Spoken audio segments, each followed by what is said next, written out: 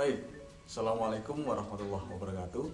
Kali ini kita berjumpa lagi untuk membahas ya terkait dengan tips trik hukum nurse begitu dengan saya Metri Kayanto.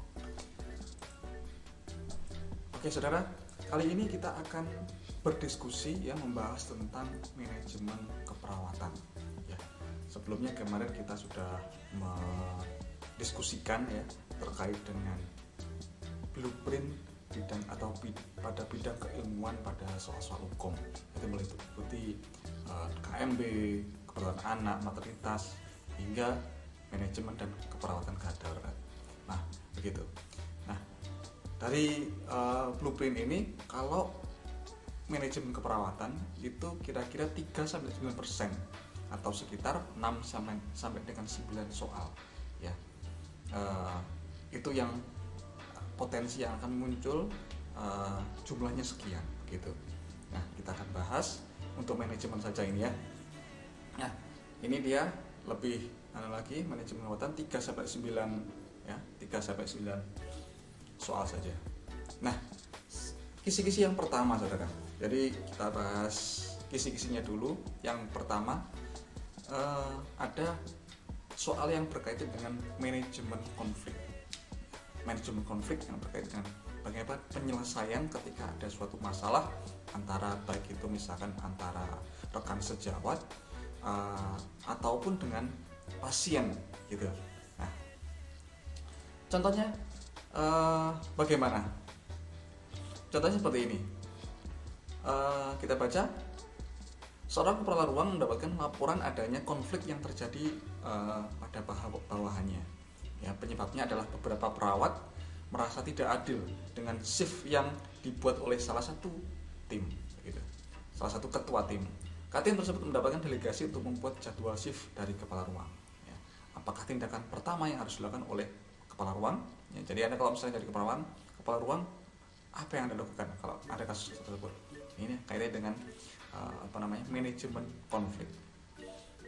A. Apakah memvalidasi kebenaran laporan tersebut? B. Menegur ketua tim untuk memperbaiki jadwal dinas. C. Meminta perawat pelaksana untuk membuat jadwal sendiri. Meminta semua perawat untuk menghargai jadwal yang telah dibuat. E. Menyerahkan permasalahan kepada ketua tim. Melakukan yang pertama, kita validasi kebenaran, berarti meng-cross check dulu, benar nggak sih ini? B. Menegur ketua tim. Apakah langsung ditegur? Tentu tidak ya. Kita harus cross check dulu. Meminta perawat pelaksana untuk membuat jadwal sendiri, malah disuruh sendiri. Ya, nanti itu bisa tambah masalah. Meminta semua perawat untuk menghargai jadwal yang telah dibuat. Nah, apakah seperti ini? Menyerahkan permasalahan tersebut kepada ketua tim, dipasrahkan aja. Nah, seharusnya adalah ini masalahnya antara ketua tim dengan bawahan ya, dengan anggota perawat pelaksana. Jadi sebagai kepala ruangan harusnya adalah kita cek dulu kebenarannya dulu. Ya, apa yang terjadi? Kita kaji dulu gitu. Baru nanti kita buat analisa, kemudian selesaikan permasalahan. Jawabannya adalah A, begitu. Nah, sisi yang kedua saudara, itu terkait dengan patient safety atau keselamatan pasien. Ya. Keselamatan pasien itu saudara berkaitan dengan 6 hal. Apa saja? Ketepatan identifikasi pasien. Misalkan ada pasien, kita namanya, gelang rekam medisnya, nomor rekam medisnya, usianya dan sebagainya gitu. Peningkatan komunikasi efektif ya. Jadi kalau misalkan mau melaksanakan suatu tindakan, sampaikan sesuatu kepada pasien harus efektif, benar-benar jelas gitu. Meningkatkan keamanan obat high lab ya, maksudnya obat-obat yang kewaspadaan tinggi gitu. Jadi untuk meningkatkan keamanan gitu. Kepastian tepat lokasi, prosedur pasien operasi. Jadi sebelum adanya dilakukan operasi, maka harus benar-benar dipastikan nanti operasinya di sebelah kanan. Misalkan tindakannya, prosedurnya adalah operasi X, kemudian pasiennya adalah ini begitu. Jadi dalam kepastian ada terkait dengan operasi. Kemudian pengurangan risiko infeksi macam-macam, ada penggunaan pelindung diri, cuci tangan, ya. Kemudian pengurangan risiko pasien jatuh, begitu. Nah, kita langsung lihat di soal contohnya. Ini dia. Keluarga pasien memencet bel, memanggil perawat karena pasien terjatuh di kamar mandi. Perawat segera datang ke lokasi kejadian. Apa tindakan perawat selanjutnya? Nah, kalau kita lihat di sini, saudara, ini berkaitan dengan apa? F ya. Jadi pengurangan resiko pasien jatuh, ya. Pengurangan resiko jatuh. Ini sudah terjadi, maka apa tindakan selanjutnya? Apakah melakukan pengkajian pasien? B. Membuat catatan insiden pasien jatuh. C. Melaporkan kepada kepala ruangan tentang insiden tersebut. Kemudian, apakah dia meminta keluarga pasien lebih berhati-hati saat membantu pasien? E. Memberikan pendidikan kesehatan tentang pencegahan pasien jatuh. Nah, apa yang dilakukan? Jadi kalau pembahasan dari saya bahwa kalau misalkan kita sebagai perawat nih datang ke lokasi, ada bel ya, kita cek di lokasi ternyata ada yang jatuh di kamar mandi. Apa yang dilakukan? Tentu kita pasien terjatuh tersebut ya kita tolong dan kita kaji ya, apa yang terjadi, kemudian sekarang perubahan kondisinya bagaimana, apakah kena kepalanya atau kena kakinya, itu yang kita lakukan, begitu.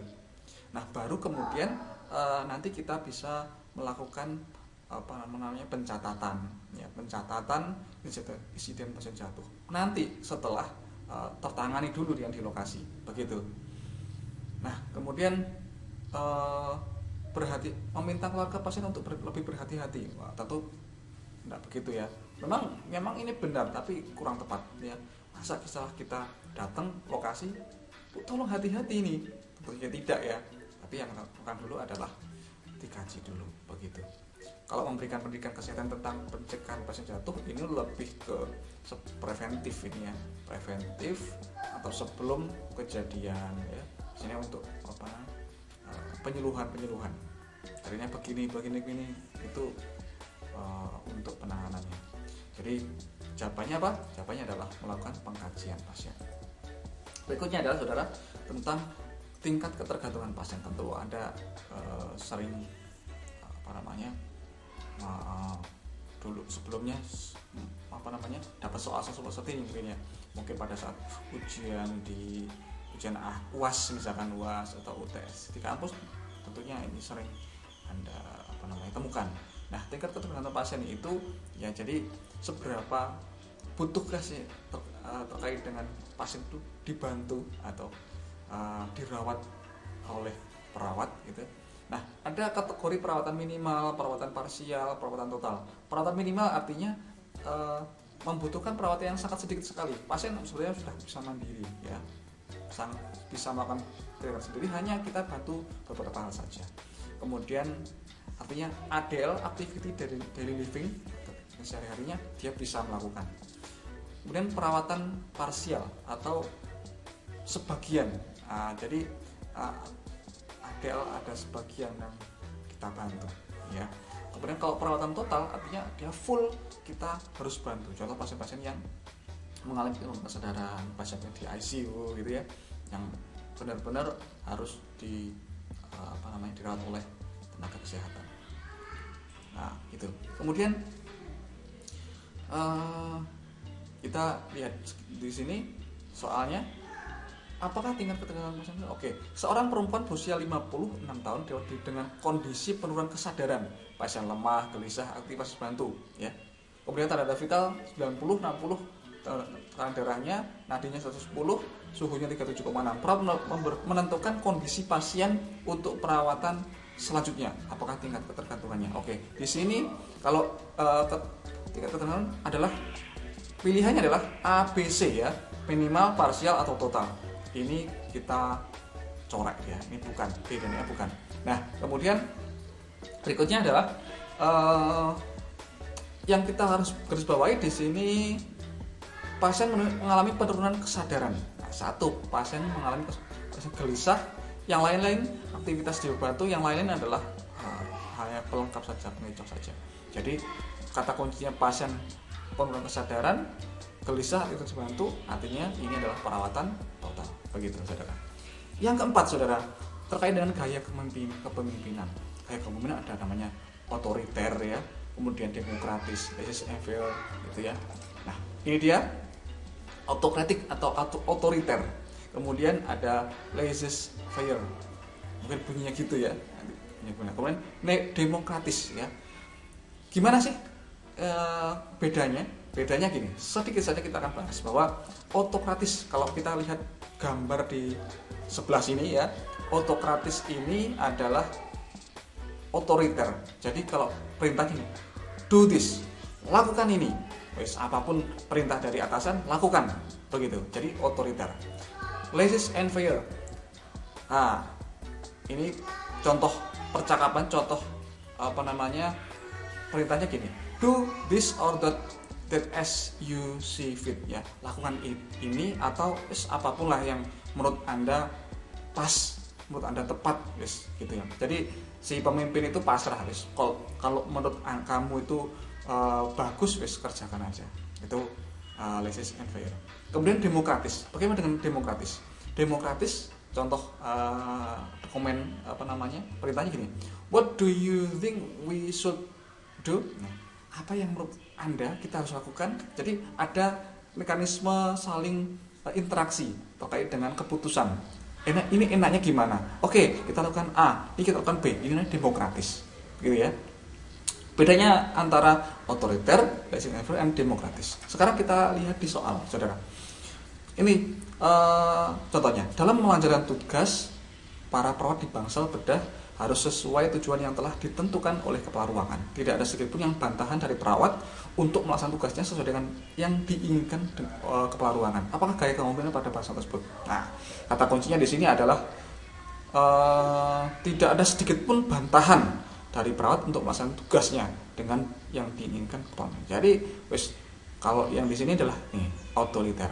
Do this, kerjakan ini, begitu, saudara. Otoriter ya. Baik, itu saudara yang kita diskusikan hari ini. Semoga bermanfaat. Kalau ada yang ditanyakan silahkan di komentar. Terima kasih. Wassalam.